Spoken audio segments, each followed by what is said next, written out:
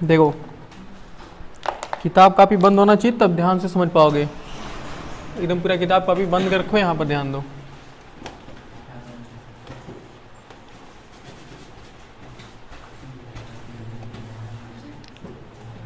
ये क्या है? समद्विबाहु त्रिभुज। समद्विबाहु त्रिभुज में क्या होगा? सिर्फ दो भुजा बराबर होगी। कोई भी दो भुजा बराबर है, कोई भी भुजा बराबर हो सकती है। बस कितनी भुजा बराबर होंगी? सिर्फ दो भुजा बराबर होंगी। बातें नहीं। यहाँ देखो ये दो साइड हम मान लेते हैं ये भुजा बराबर है, कुछ जरूरी नहीं कि यही भुजा बराबर हो सकती है। हो सकता है ये वाली और ये वाली बराबर, ये वाली ना बराबर हो सकता है ये वाली और ये वाली भुजा बराबर, ये वाली भुजा बराबर ना हो। तो इसमें भी कह सकते हैं कि कोई दो भुजाएं आपस में क्या होती हैं? हाँ, कोई दो भुजाएं आपस में बराबर होते हैं।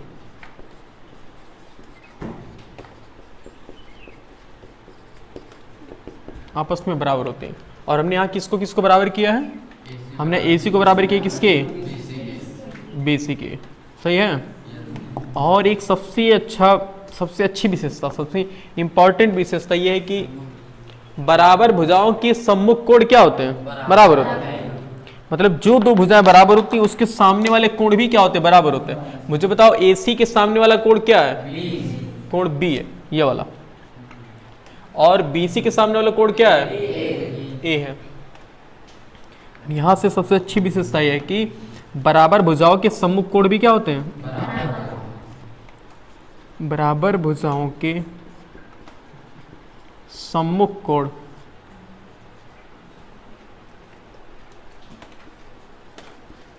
बराबर भुजाओं के सम्मुख कोण बराबर होते हैं।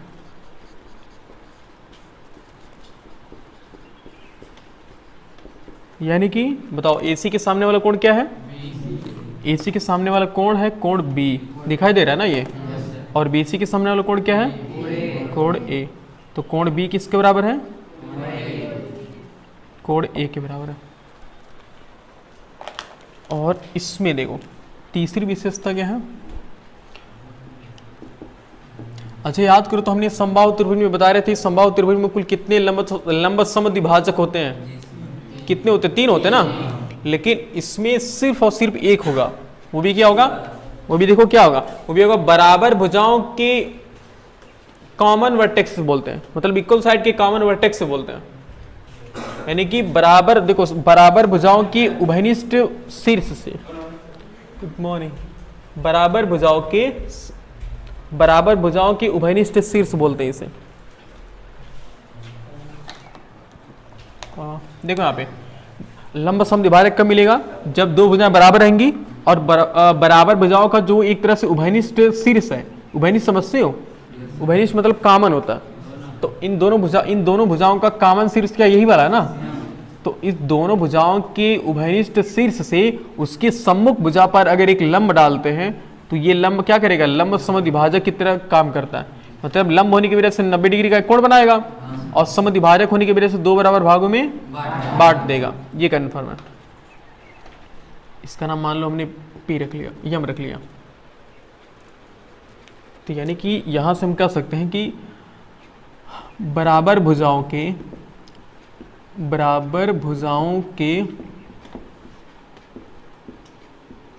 उभयनिष्ठ शीर्ष से सम्मुख भुजा पर डाला गया लंब, सम्मुख भुजा पर डाला गया लंब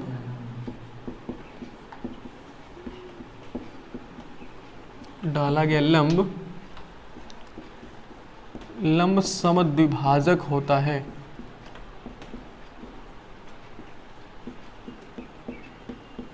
मतलब देखो ये बराबर भुजाओं के उभयनिष्ठ शीर्ष, देखो बराबर भुजाओं की उभयनिष्ठ शीर्ष का मतलब क्या है?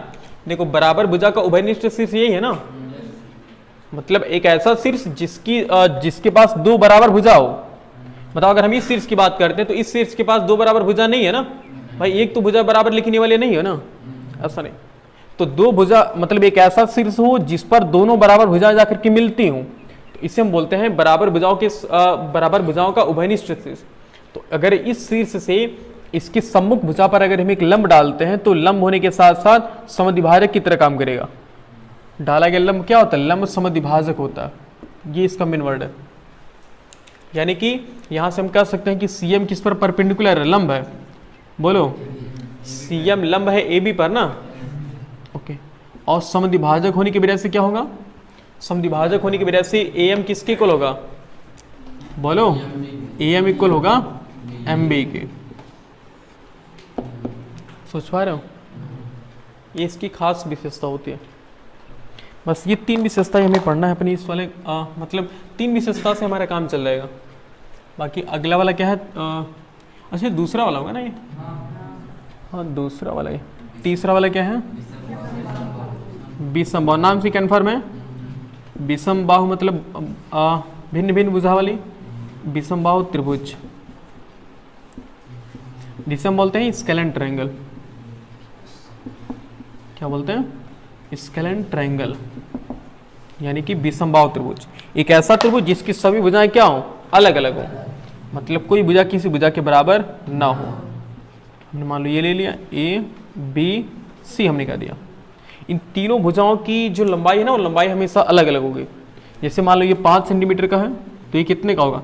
6 सेंटीमीटर का। ये 7 सेंटीमीटर मान लो। देखो, तीनों भुजाओं की लंबाई बराबर नहीं है ना, तो यहाँ पर हम कह सकते हैं कि AB बराबर नहीं है BC के, बराबर नहीं है CA के। मतलब AB is not equal to BC and also not equal to CA। AB ना तो BC के बराबर है ना तो CA के बराबर है, मतलब किसी के बराबर नहीं है। कोई भी आपस में बराबर नहीं है। जब कोई भुजा नहीं बराबर है तो कोई कोण कैसे बराबर रहेगा? इसमें कुछ बराबर नहीं होता। कोई भुजा तथा कोई कोण आपस में बराबर नहीं होते हैं। बस एक विशेषता, कोई भुजा तथा कोई कोण आपस में बराबर नहीं होते। कोई भुजा तथा कोई कोण आपस में बराबर नहीं होते। आपस में बराबर नहीं होते हैं।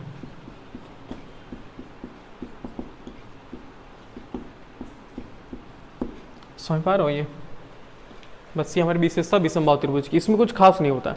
बस इसमें याद रखना, ये दोनों विशेषता एकदम बिल्कुल याद रखनी है कि कोई दो भुजा आपस में बराबर होती है और बराबर भुजाओं के सम्मुख कोण क्या होते हैं? बराबर होते हैं।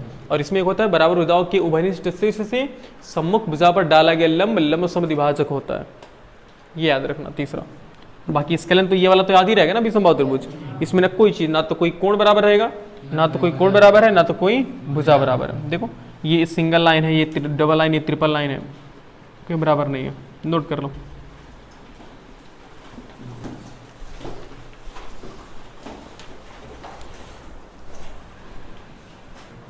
चलो देखो आगे। तो हमने सुनो, भुजाओं के आधार पर हमने 3 त्रिभुज पढ़ा था ना। कौन कौन? समबाहु त्रिभुज, समद्विबाहु और विषम बाहु हमने पढ़ लिया। बाकी है कोणों के आधार पर पहला त्रिभुज क्या होता था? न्यून कोण त्रिभुज। ये सब छोटा छोटा तुरंत हो जाएगा। न्यून कोण त्रिभुज, जिसे हम क्या बोलते हैं इंग्लिश में? Acute angled triangle. Acute angled triangle बोलते हैं।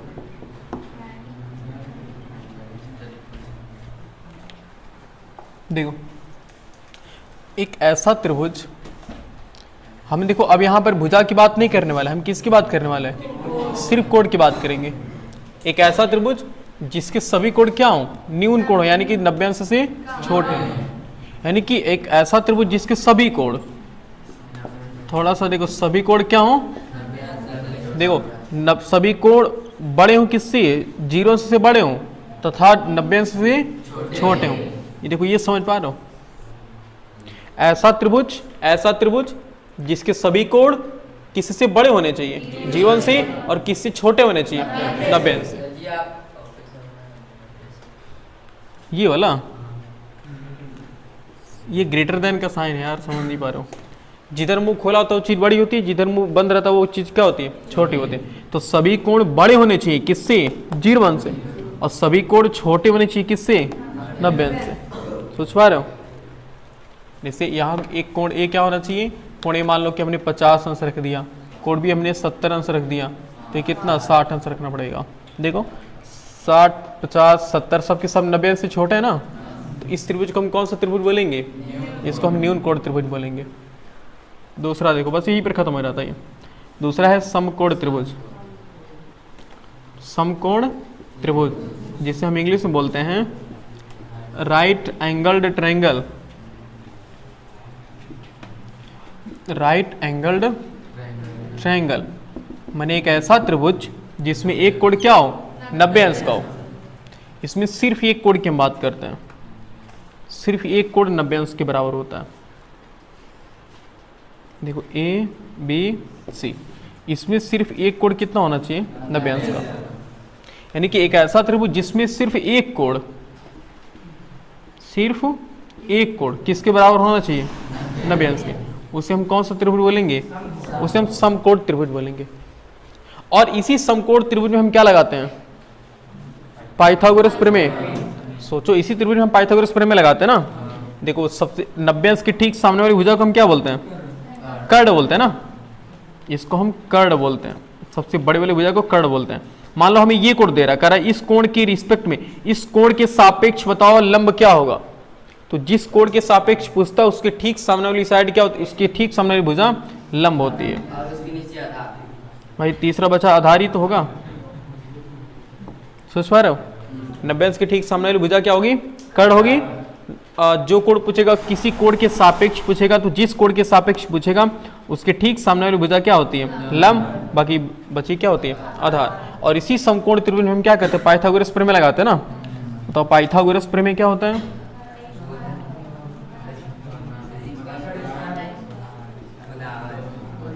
बुधावन नहीं, बुधायन। बुधायन प्रमेय होता है। देखो, पाइथागोरस प्रमेय क्या होती है? कर्ण का स्क्वायर बराबर लंब का स्क्वायर प्लस आधार का स्क्वायर। ये पाइथागोरस प्रमेय हम किस त्रिभुज में लगा सकते हैं?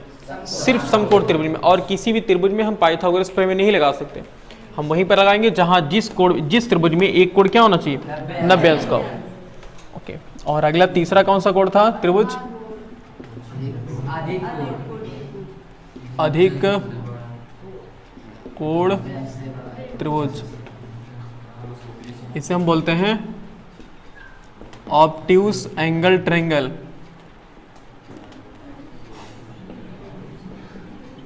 ऑब्ट्यूज एंगल्ड ट्रायंगल मतलब एक ऐसा त्रिभुज जिसमें एक कोण, सिर्फ एक कोण की बात की जा रही है, 90 अंश से बड़ा होना चाहिए।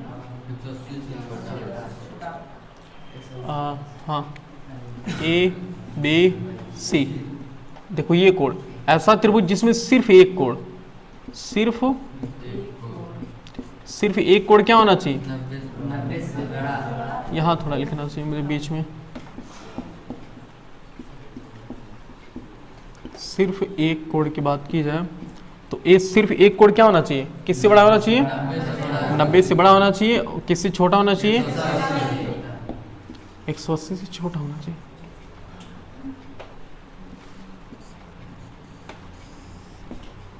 ये चीज है। एक ऐसा त्रिभुज जिसका सिर्फ एक कोण क्या हो? 90 अंश से बड़ा हो और 180 अंश से छोटा, उसे हम क्या बोलते हैं? उसे हम अधिक कोण त्रिभुज बोलते हैं। जैसे मान लो ये कोण है 130 अंश, मान लो, तो 130 बताओ क्या है? 90 से बड़ा है ना, और 180 से छोटा है, इसलिए इस त्रिभुज को हम क्या बोलेंगे? अधिक कोण त्रिभुज।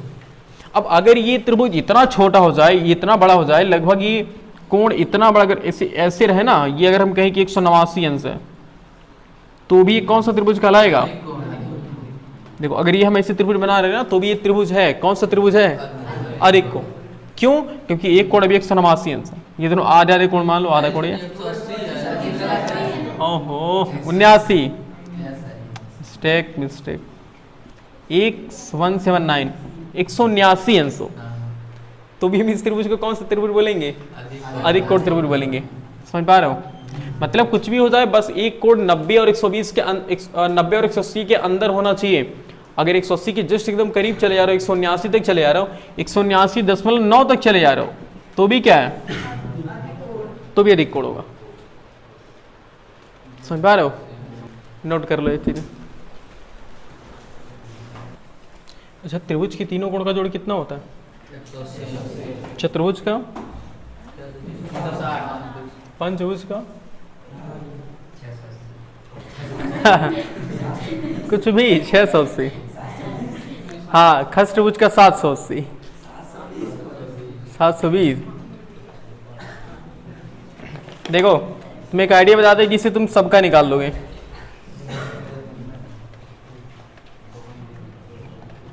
ये बताओ कौन सा चित्र है? त्रिभुज? बातें नहीं। ये कौन सा चतुर्भुज? पंचभुज देखे हो? पंच तत्व सुने हो? हमारे जो पहले हमारे महान ऋषि थे, जो हमारे पहले नहीं ऋषि मुनि थे, वो सब कहते थे कि जैसे आजकल कहते हैं कि दुनिया किससे बनी? दुनिया पदार्थ से बनी है ना। पहले लोग कहते थे कि नहीं, पदार्थ से नहीं बनी है दुनिया। दुनिया बनी है 5 तत्वों से मिलकर।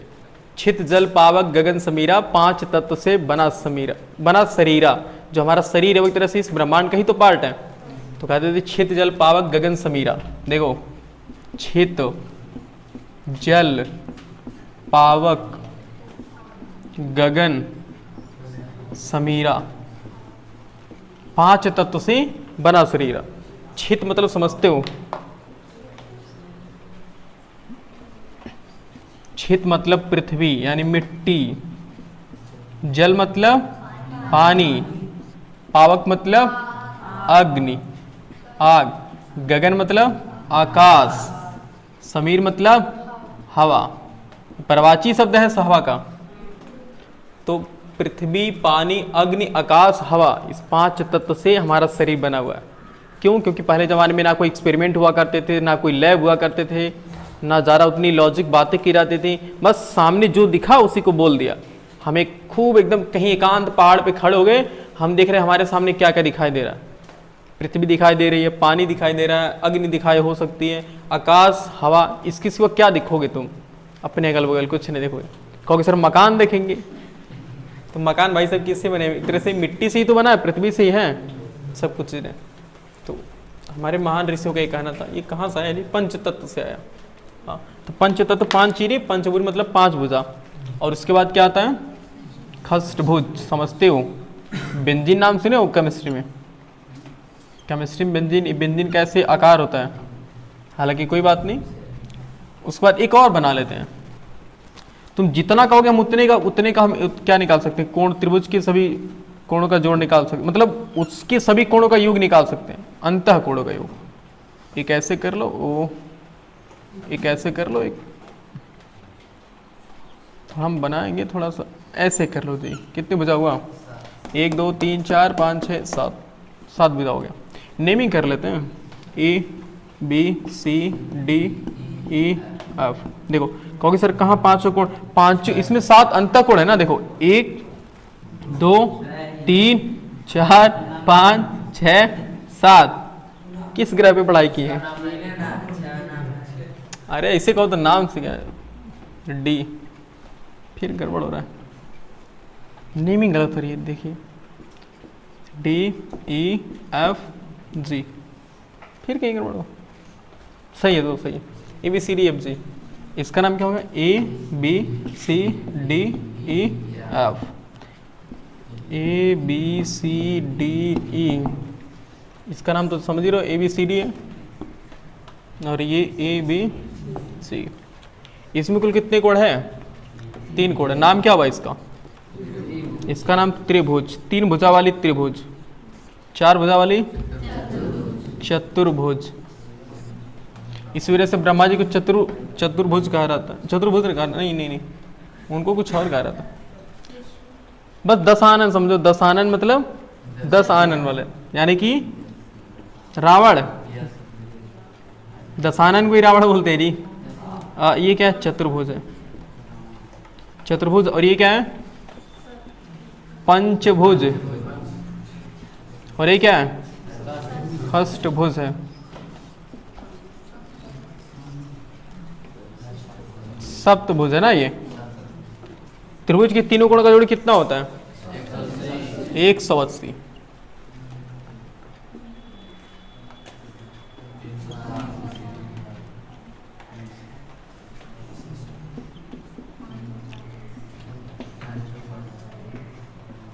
भाई साहब कैसे हम बता पा रहे हो, सोचो ये 900, इसके सभी अंतःकोण का जोड़ इतना होता है। त्रिभुज के तीनों अंतःकोण का जोड़ 180 होता है। चतुर्भुज के 4 अंतःकोण का जोड़ कितना? 18 का पहाड़ा है। एक्चुअल में ऐसे नहीं होता, सुनो इसका एक लॉजिक क्या है, देखो अंतःकोण का जोड़, देखो अंतःकोण का जोड़ डायरेक्टली एक सूत्र बता दे रहा है। अंतःकोणों का जोड़ योग सूत्र होता है n ब्रैकेट में n-1 इंटू 180 डिग्री, बस यही होता है। n-1 इंटू 180, n-1 गुणे 180 अंश, जहां n क्या है? नहीं, n है भुजाओं की संख्या, भुजाओं की संख्या। किसी भी संख्या, कोई भी संख्या निकालो तो तुम 4 वाले पे आओ, इसमें कितनी भुजाएं कुल? 4। n की जगह 4 रखो, 4 माइनस 1 कितना हुआ? 3, और 18 तियां गलत हो गया यार, n-2 है, हम n-1 कर दें, n-2 अब सही है। देखो सर, देखो ये n-2 और 180 अंश, जहाँ n क्या है? n भुजाओं की संख्या ना, तो देखो इसमें कितने भुजाएं कुल मिला करके? 4 भुजा, 4 रखो, 4 माइनस 2 कितना हुआ? 2, और 18 दूना 36। ओके, इसमें देखो कितनी भुजाएं? 3 माइनस 2 करो कितना आएगा? 1, और 18 गुणे 180 गुणे कितना आएगा? 180। 5 वाले भुजा को देख लो, देखो 5 माइनस 2 कितना हुआ? 3, और 18 तियां 54। इसमें कितनी भुजाएं? 6 भुजा, तो 6 माइनस 2 कितना हुआ? 18 चौके 72। उसी तरह से उसमें कितनी भुजाएं? 7 भुजा, 7 माइनस 2 कितना हुआ? 5, और 18 बचे 90। यानी कि पंचभुज के सभी कोणों का जोड़ कितना होता है? 540, और षष्ठभुज के सभी अंतःकोणों का जोड़ कितना होता है? ऐसे तुम चाहे जिसके निकाल लोगे ना, नोट कर लो ये चीजें। समझ पा रहे हो जी? एक आता है ना तो समरूप, इसमें थोड़ा समझाई देते। समरूप होता है, एक होता है सर्वांगसम। पहले देखो, किताब बंद कर लो, किताब कॉपी, कुछ नोट नहीं करना, सिर्फ समझना। सर्वांगसम और समरूप, थोड़ा सा इनका पोस्टमार्टम शुरू करते हैं। सर्वांगसम को पोस्टमार्टम करेंगे क्या मिलेगा? बोलो भाई, तुम्हारा पोस्टमार्टम करेंगे तो किडनी मिलेगा, लीवर मिलेगा, यही सब मिलेगा ना। यहां देखते हैं क्या मिलेगा। सर्व अंग सम, सर्वांग सभी अंग समान, सर्वांग समान यानी कि सभी अंग समान, कन्फर्म है, सभी अंग समान।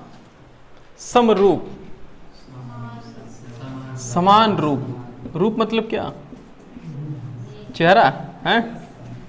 यस सर, रूप मतलब बनावट, समझते हो? रूप का मतलब किससे? यहाँ बनावट होता है। देखो इन दोनों में बस देखो थोड़ा सा फर्क है, ये अगर याद करो ना तो हमने क्लास 9 में पढ़ा था और ये क्लास 10th में पढ़ना है, ये फर्क है। हमने 9th में पढ़ चुका है और ये हमें 10th में पढ़ना है। एक बात बताओ,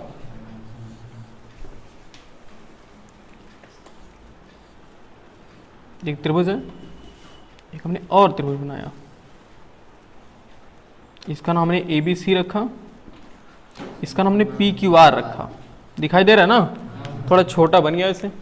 अगर हम कहें ये 5 सेंटीमीटर है, ये 6 सेंटीमीटर है, ये 7 सेंटीमीटर है। हमने कहा ये 5 सेंटीमीटर है, ये 7 सेंटीमीटर है, ये 6 सेंटीमीटर है।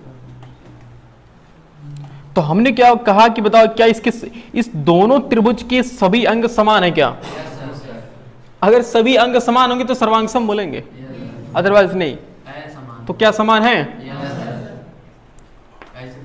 लेकिन अगर मान लो कि, और ये चीज और जानते हो, जब कोई भी त्रिभुज, कोई भी चित्र, ऐसा त्रिभुज की बात नहीं करें, कोई भी चित्र अगर सर्वांगसम होते हैं तो एक को दूसरे के ऊपर रखो तो पूरा पूरा ढक जाएंगे।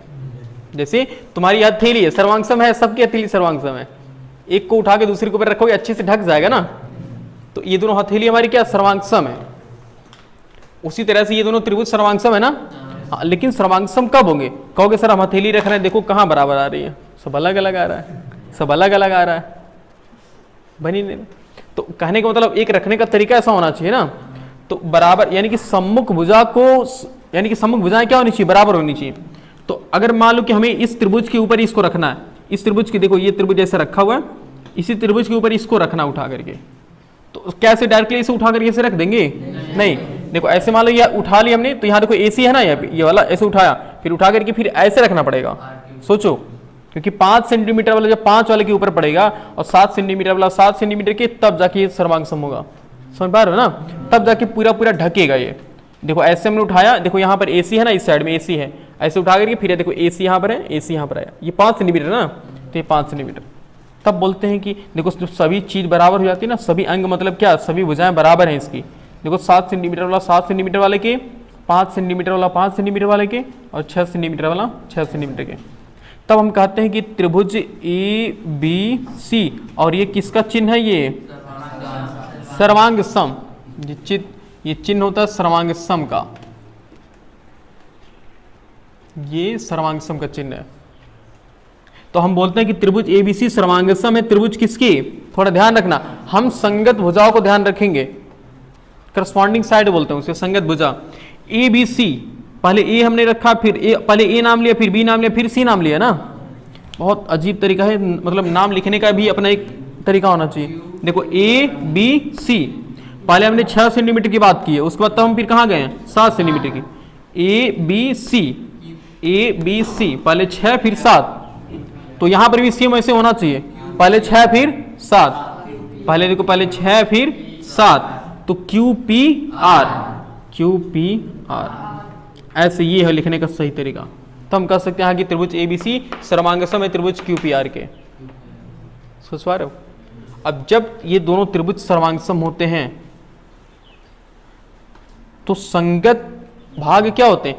दो त्रिभुज की अगर दो त्रिभुज सर्वांग सम है तो उनकी संगत भाग, संगत भुजाएं, संगत कोण सब क्या होती हैं? बराबर होते हैं। एक त्रिभुज में कितनी चीजें होती है? 3 भुजा होती है और 3 कोण होते हैं। तो हमने 3 भुजा देखो बराबर दिया, तो ऑलरेडी तीनों कोण आपस में क्या हो रहते हैं? बराबर। देखो यहाँ कोण A बराबर किसके होगा? कोण Q के। कोण बीच वाला के बराबर होगा, किनारे वाले के बराबर होगा, यानी A किसके बराबर होगा? देखो A वाला किसके बराबर होगा? Q के बराबर होगा। B वाला किसके बराबर होगा? B वाला P के बराबर होगा। और C वाला किसके बराबर होगा?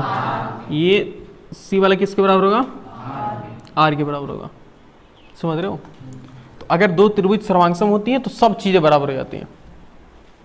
तो यहाँ सभी अंग समान थे तो उसे सर्वांग सम बोला, और यहाँ सभी समान बनावट होती है। इसमें क्या है? इसमें बनावट और आकार।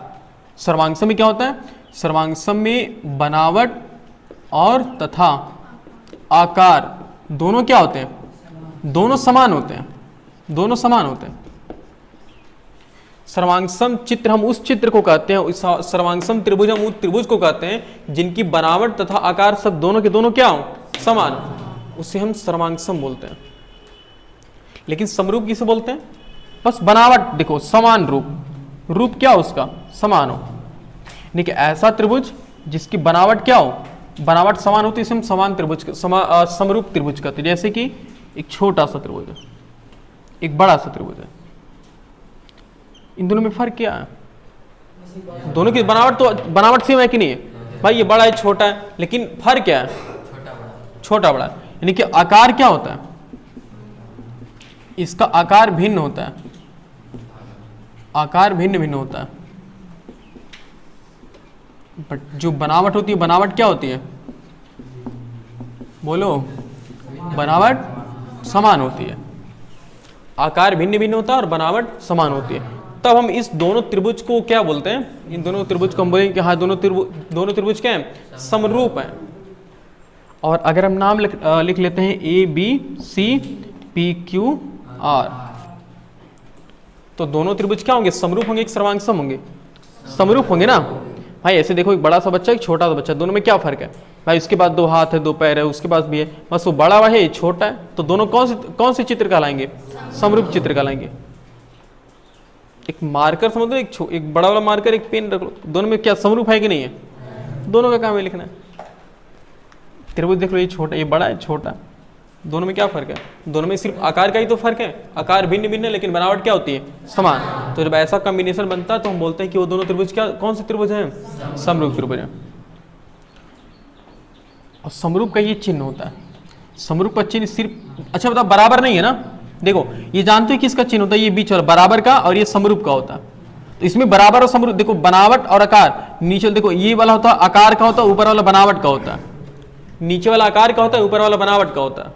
तो इसमें बताओ आकार तो भिन्न भिन्न है ना, मतलब ये भिन्न भिन्न मतलब अलग है, तो आकार वाला नहीं लिखेंगे, मतलब बराबर हटा देंगे यहाँ से। तो यहाँ क्या हो जाता है, सिर्फ इसका चिन्ह हो जाता है। ये किसका चिन्ह है, समरूप का चिन्ह। अगर हम लिखना चाहें तो लिख सकते हैं कि त्रिभुज ABC, और इसमें भी ऐसा नहीं कि हम इसे ओरली बता देंगे कि हाँ दोनों त्रिभुज समरूप हैं, उसमें इनकी भुजाओं का संगत भुजाओं का अनुपात क्या आना चाहिए, समान आना चाहिए। अनुपात कहने का मतलब ये, जैसे ये 2 सेंटीमीटर है, 3 सेंटीमीटर है, 4 सेंटीमीटर है, ऐसे मान लेते हैं। तो ये कितना, अगर ये मान लेते हैं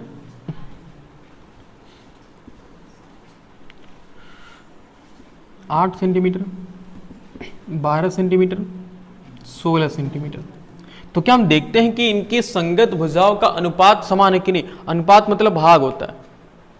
तो अनुपात देखो AB बट्टी PQ करो तो AB बट्टा PQ, यानी कि कितना आ रहा है, 2/8 आ रहा है ना, तो काटोगे कितना आएगा, 1/4। ओके, BC और QR निकालो तो, BC और QR निकालो तो BC कितना है 3, और QR कितना है 12, 3 चौके 12, 1/4 हुआ कि नहीं है। AC अपान PR करो तो AC अपान PR, AC कितना है, AC है 4 और ये कितना है 16, 4 चौके 16 बटा 1/4 आया कि नहीं आया। देखो तीनों संगत भुजाओं का अनुपात समान है।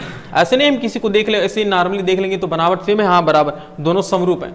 समरूप की भी अपनी कंडीशन है कि उनकी संगत भुजाओं का अनुपात क्या होना चाहिए, समान होना चाहिए। देखो तीनों संगत भुजाओं का अनुपात क्या आ रहा है, समान आ रहा है, सबका 1/4 1/4 1/4, ये कुछ भी आए लेकिन सब समान होना चाहिए। मान लो अगर 5 आता तो ये भी 5 आना चाहिए था, ये भी 5 आना चाहिए था।